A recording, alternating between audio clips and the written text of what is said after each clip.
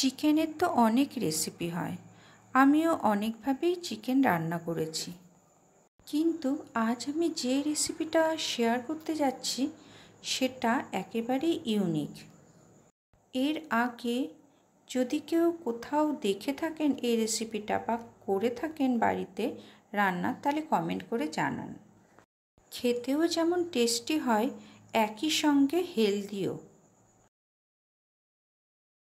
এই রান্নাটার জন্য আমি নিয়ে নিয়েছি কয়েক পিস বোনলেস চিকেন। বোনলেস চিকেনের পিসগুলো কেটে ধুয়ে নিয়ে মিক্সিতে দিয়ে দেব চিকেন কিমা বানানোর জন্য। তবে আপনারা চাইলে চিকেন কিমা বাজার থেকে কিনে এনেও তৈরি করতে পারেন এই রেসিপিটা। অন্যদিকে স্যুপের জন্য সবজিটা কেটে নেব। এখানে নিয়েছি বড় টুকরো করা পেঁয়াজ, গাজর, ভুট্টা আর দুটো লঙ্কা, কাঁচা লঙ্কা। এবার মিক্সি করা ওই চিকেন কিমাটা একটা বাটির মধ্যে নিয়ে নেব। সামান্য জল দিয়ে নরম করে নিয়ে 2 পিস পাউরুটি ওর মধ্যে দিয়ে দেব।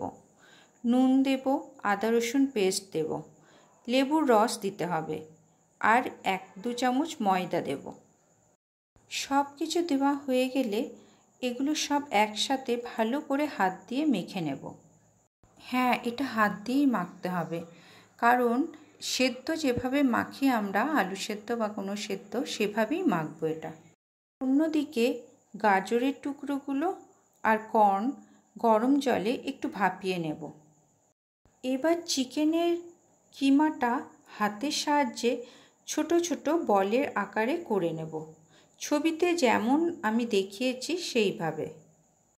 চিকেন বলগুলো খুব বেশি ছোট সাইজও হবে না, আবার বড়ও করবেন না, একটা মাঝামাঝি সাইজ হবে।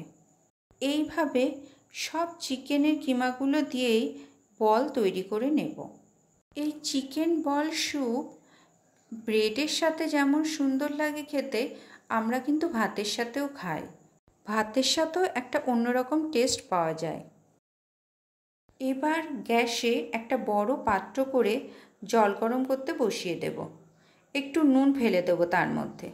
জল ফুটতে শুরু করলে ওই চিকেন বলগুলো ফুটন্ত জলে ছেড়ে দেব। প্রথমে একটা বল জলের মধ্যে ছেড়ে দিয়ে দেখে নিতে হবে বলটা ভেঙে যাচ্ছে কিনা।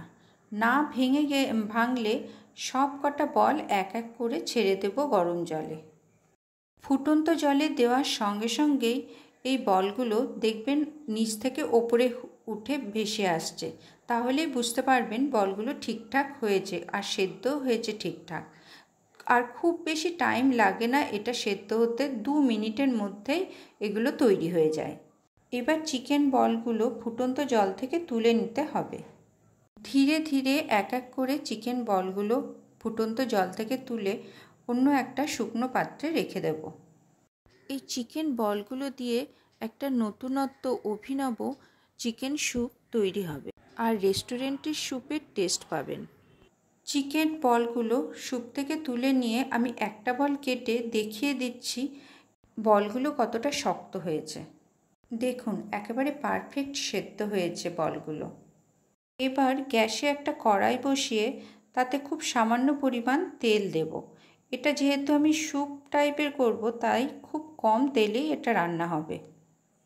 এই সামান্য তেলেই এটা রান্না হয়ে যাবে। আগে থেকেই আমি আদা রসুন কুচি করে রেখে দিয়েছিলাম।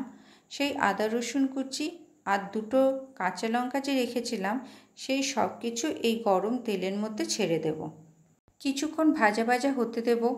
লাল করে ভাজা হলে আর সুন্দর গন্ধ বেরোলে তার মধ্যে পেঁয়াজ কুচি ছড়িয়ে দেব। যে ডুমডুমো করে আমি পেঁয়াজ রেখেছিলাম আগেই কেটে।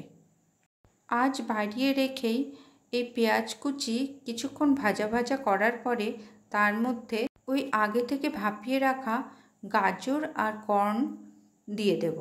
একটু ভাজা ভাজা করে আদা রসুন বাটা 1 চামচ দিয়ে দেব। সামান্য নুন দেব আর একটু চিনি দিয়ে দেব। যেহেতু এটা স্যুপ আর কর্ন দিয়েছি, সেখানে একটু চিনি বা একটু মিষ্টি মিষ্টি হলে ভালো লাগে। গাজর আর কর্ন সেদ্ধ করার যে জলটা ছিল সেটা আমি ফেলে দিইনি।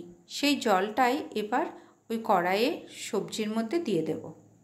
অল্প জলে 1 চামচ কর্নফ্লাওয়ার গুলে এই স্যুপের মধ্যে দিয়ে দেব। এবার স্যুপটাকে ফুটতে দিতে হবে। ভালোভাবে ফুটে এলে বাড়া আঁচে রেখেই ওই বলগুলো মানে চিকেন বলগুলো এই স্যুপের মধ্যে সবকটা দিয়ে দেব। এবার আঁচ কমিয়ে কিছুক্ষণ এই স্যুপটাকে ফুটতে দিতে হবে। কিছুক্ষণ কম আঁচে রাখার পরে এই স্যুপটা তৈরি হয়ে যাবে। এবার এর মধ্যে সামান্য পরিমাণ মানে স্বাদ মতো বিট নুন দেব আর গোলমরিচের গুঁড়ো ছড়িয়ে দিয়ে পরিবেশন করব। এই কর্নফ্লাওয়ার দেওয়ার কারণ হলো কর্নফ্লাওয়ার দেওয়ার পরে দেখবেন একটা ঘন রেস্টুরেন্ট টাইপের চিকেন স্যুপ তৈরি হয়ে যাবে।